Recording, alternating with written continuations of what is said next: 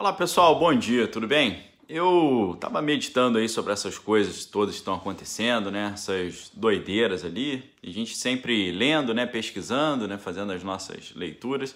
E aí saiu uma notícia muito curiosa dizendo que o Brasil foi atingido por um raio de 709 quilômetros, o maior raio já registrado no mundo. Esse tipo de raio é chamado de mega flash. Ele aconteceu em 2018. E foi identificado ali por meio de um novo tipo de análise usada por satélite pela Organização Meteorológica Mundial, tá? E isso aí, então, bateu completamente um recorde, tá certo? Foi divulgado na última sexta-feira, dia 26. Esse raio aí, considerado o mais extenso do mundo, ele aconteceu, sabe que dia? Dia 31 de outubro de 2018. Ele teve a extensão de 709 quilômetros. Você imagina um raio passar em quase 1.000 quilômetros, né? Mais do que o dobro da marca anterior, que havia sido registrada lá em Oklahoma, nos Estados Unidos, com 321 quilômetros, tá certo? E aí, quando eu olhei isso, né, dia 31 de outubro. 31 de outubro, além de ser época de eleição, é época do Halloween também, né? Aí eu fiquei pensando, caramba, dia do Halloween, né? Entre outras coisas mais obscuras, acontece também nesse dia, cair esse raio desse tamanho. Me lembrei de Lucas 10, 18, que uma passagem muito misteriosa, em que os discípulos voltam ali, estavam usando o poder do nome de Jesus para expulsar demônios e curar os enfermos, e eles voltam super felizes. E aí quando eles falam para Jesus, né, dizendo que estavam muito felizes porque os demônios estavam se sujeitando à palavra deles, Jesus responde com essa frase: "Eu via Satanás caindo do céu como um relâmpago." Aí eu falei, caramba, fiquei meditando assim nessas duas questões, né? E essa passagem que Jesus fala isso é revelando um sinal de que o inimigo está sendo derrotado, de que o inimigo está sendo derrubado do trono, né? Que ele está sendo completamente alijado do seu poder.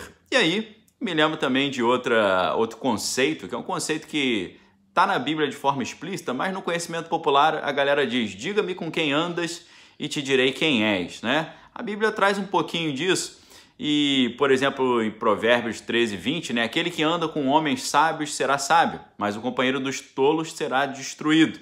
Ou o Salmo 1:1, né? Que bem-aventurado é o homem que não anda segundo o conselho de ímpios, nem se detém no caminho dos pecadores, nem se assenta na roda dos escarnecedores. Ou primeira carta de Paulo aos Coríntios 15:33, não se deixe enganar, as más companhias corrompem os bons costumes. Ou também 1 João 1:7, mas se andamos na luz, assim como ele está na luz, temos comunhão uns com os outros, e o sangue de Cristo, de Jesus Cristo, seu Filho, nos purifica de todo pecado. E a gente vê o Brasil indo para um caminho muito estranho, né? Indo para uma realidade muito paralela, inusitada, distópica, né? Fora do nosso ordenamento normal. E a gente fica pensando, né, no diga-me com quem andas e direi quem és. A gente pensa assim, com quem que o Brasil está andando para ficar parecido assim, dessa forma? A gente está imitando quem? Quais são os países com os quais a gente está andando que praticam esse tipo de coisa, né? E aí a gente pensar quais países têm mais liberdade e quais países têm menos liberdade. A gente mata essa charada muito fácil. Os alemães, por exemplo, já mataram essa charada, já estão percebendo essa guinada para um caminho meio estranho e aprovaram um projeto de lei impedindo a aquisição de empresas estratégicas, tá? Muito interessante porque nessa última quarta-feira foi implementada essa iniciativa que protege as empresas alemãs de serem comandadas por interesses internacionais. Eles têm como objetivo nesse projeto priorizar a preservação dos interesses de segurança, tá certo? Principalmente no fornecimento também de elementos essenciais, tá? Como medicamentos e serviços médicos.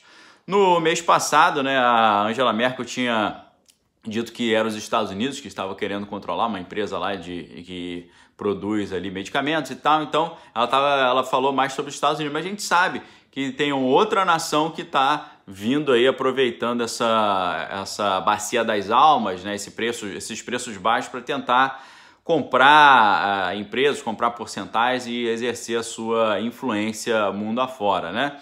Lá na Alemanha, por exemplo, né, eles já estão impedindo que empresas estrangeiras tenham mais de 10% em áreas consideradas fundamentais ou sensíveis ou diretamente atreladas à soberania, à segurança nacional. Quais áreas seriam essas que a Alemanha está protegendo? Que é bom a gente ficar de olho aqui no Brasil também, aproveitar esse ensejo e pensar seriamente sobre isso, sobre a proteção das nossas áreas sensíveis, né? Quais são essas áreas? Obviamente, telecomunicações, robótica, inteligência artificial e biotecnologia, tá? E a ideia é proteger a segurança pública, tá bom?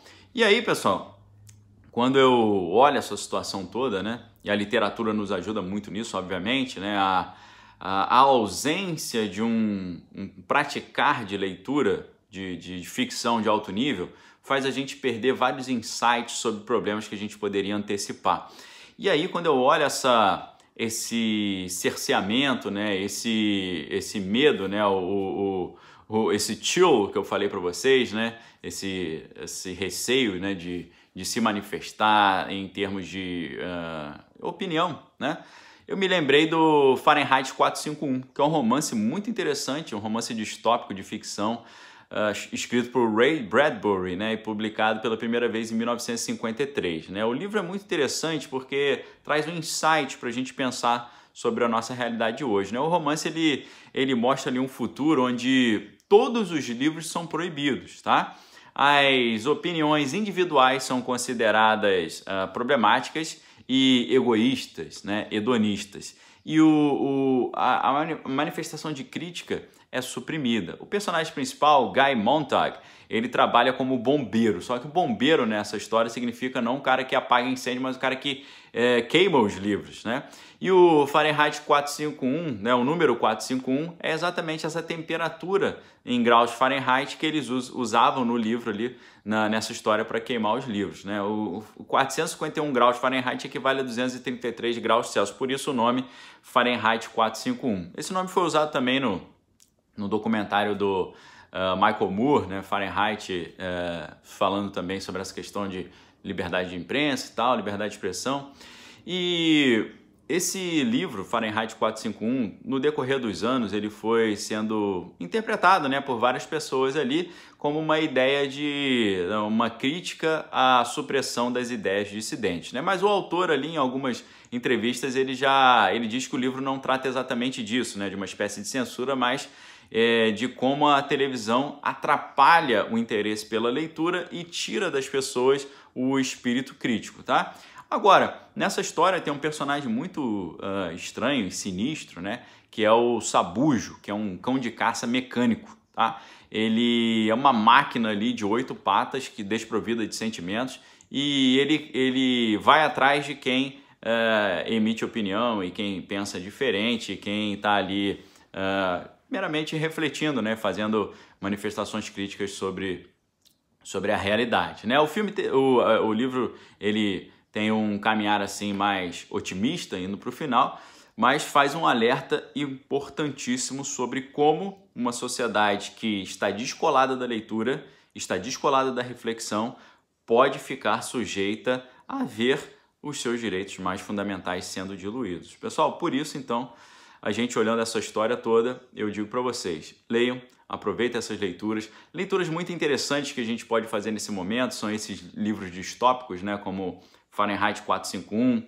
Admirável Mundo Novo, 1984, George Orwell, também A Revolução dos Bichos, do Orwell, e você vai ver ali exatamente os mesmos dramas que a gente está vivendo hoje, você já vai ver sendo relatados ali muitos anos atrás, tá? Então, pessoal, fica essa reflexão.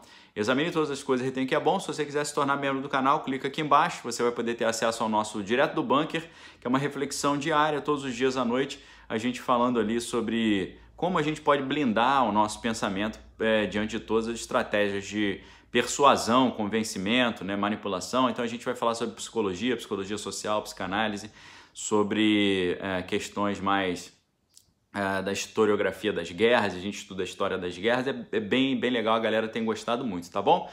Então é isso, pessoal. Obrigado pela audiência. Lembrando a vocês que eu estou reativando o canal Desvendando Original. Todo dia às 6 da manhã tem uma reflexão bíblica a partir do texto original da Bíblia em hebraico, tá? Que é o Hebraico Desvendado. E às 16 horas a gente está estudando o livro do Apocalipse ali no curso Apocalipse Desvendado, tá? Então 6 da manhã, 16 horas, você pode acessar lá, tá bom? Um abraço. Deus nos proteja a todos, Deus proteja o Brasil, Deus nos livre de toda malignidade, toda maldade e nos permita viver em paz em nome de Jesus, tá bom? Um abraço a todos aí, valeu!